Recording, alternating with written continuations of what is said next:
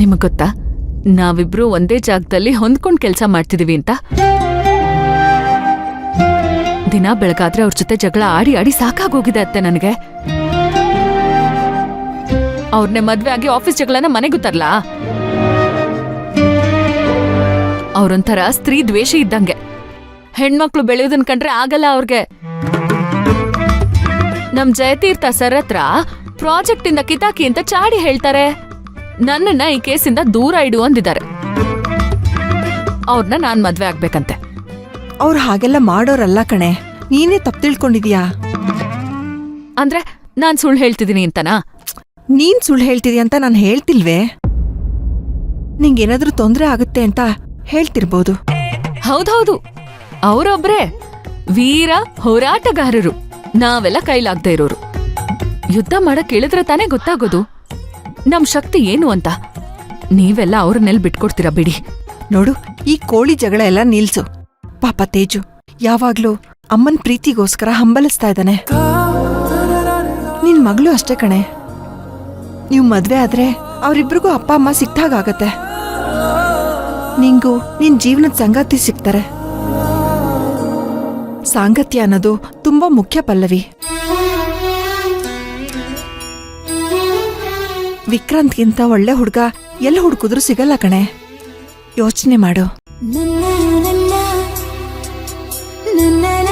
ಅತ್ತೆ, ಆ ಸಿಡಕ್ ಮೂತಿ ಸಿದ್ದಪ್ಪನ್ನ ಮದ್ವೆ ಆಗೋದಿರ್ಲಿ, ಅವ್ರ ಬಗ್ಗೆ ಯೋಚನೆ ಮಾಡೋದಕ್ಕೂ ಇಷ್ಟಪಡಲ್ಲ ನಾನು.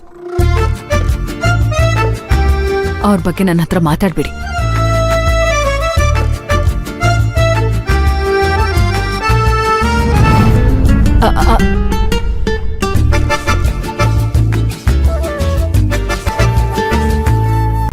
ಮನ್ಸಲ್ಲಿ ಇಷ್ಟೊಂದು ಪ್ರೀತಿ ಇದ್ರು ಯಾಕೋ ಹೀಗ್ ಮಾಡ್ತಿದ್ಯಾ? ಅಮ್ಮ, ನಿಮ್ಗಿದೆಲ್ಲ ಅರ್ಥ ಆಗಲ್ಲ, ಸುಮ್ಮನೆ ರೀ. ಅವ್ರು ಯಾವತ್ತೂ ನೇರವಾಗಿ ಮಾತಾಡೋದೇ ಇಲ್ಲಮ್ಮ. ಹಿಂದೆ ಒಂಥರ ಇರ್ತಾರೆ, ಮುಂದೆ ಒಂಥರ ಇರ್ತಾರೆ. ಸುಮ್ಮನೆ ಯಾವ್ಯಾವ್ದೋ ವಿಷಯಕ್ಕೆ ಜಗಳ ಮಾಡ್ತಾರೆ. ಏನೋ ಒಂದು ಕಾರಣ ಇಟ್ಕೊಂಡು ಇಡೀ ಗಂಡು ಜಾತಿಗೆ ಬೈತಾರೆ.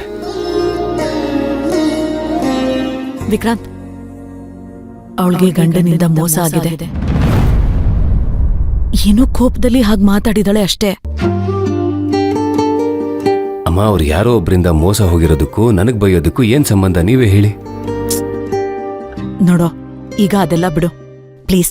ಅವಳ ಮದ್ವೆ ಆಗೋ. ಅಮ್ಮ, ಇದೆಲ್ಲ ಸಾಧ್ಯ ಇಲ್ಲ, ಇದನ್ನ ಇಲ್ಲಿಗೆ ಬಿಟ್ಬಿಡಿ. ಸರಿ ಕಣೋ, ನೀನ್ ಹೀಗೆ ಆಗೋಲ್ಲ ಅಂತ ಹಠ ಇಡ್ ಕೂತ್ಕೋ. ನಾನು ಮನೆ ಬಿಟ್ಟು ಹೋಗ್ತೀನಿ ಅಷ್ಟೇ. ಅಯ್ಯೋ ಅಮ್ಮ, ಯಾಕೆ ಮನೆ ಬಿಟ್ಟು ಹೋಗೋ ಮಾತಾಡ್ತಾ ಇದ್ದೀರಾ? ಸರಿಯಾದ ಸಮಯಕ್ಕೆ ಬಂದೆಪ್ಪ. ಸ್ವಲ್ಪ ಇವನ್ ಕಿವಿ ಹಿಂಡಿ ಬುದ್ಧಿ ಹೇಳು. ತ್ರಿವಿಕ್ರಮ್, ಇವ್ರ ಆಫೀಸಲ್ಲಿ ಪಲ್ಲವಿ ಅಂತ ಒಂದ್ ಹುಡ್ಗಿ ಇದ್ದಾಳೆ. ಎಷ್ಟು ಒಳ್ಳೆ ಹುಡ್ಗಿ ಗೊತ್ತಾ ಅವಳು. ಅವಳ ಮಗು ಯಾವಾಗ್ಲೂ ಅಪ್ಪ ಬೇಕು ಅಪ್ಪ ಬೇಕು ಅಂತ ಕೇಳ್ತಾ ಇರ್ತಾಳೆ. ಇವನು ಪಲ್ಲವಿನ ಮದ್ವೆ ಆದ್ರೆ ಆ ಮಗುಗೆ ಅಪ್ಪ ಸಿಕ್ಕಂಗಾಗಲ್ವಾ? ಹುಟ್ಸಿದಪ್ಪ ನಾನಿರ್ಬೇಕಾದ್ರೆ ನಾನು ನನಗೆ ಇನ್ನೊಂದು ಅಪ್ಪನ ತರಕ್ ನೋಡ್ತಾ ಇದ್ರಾ? My foot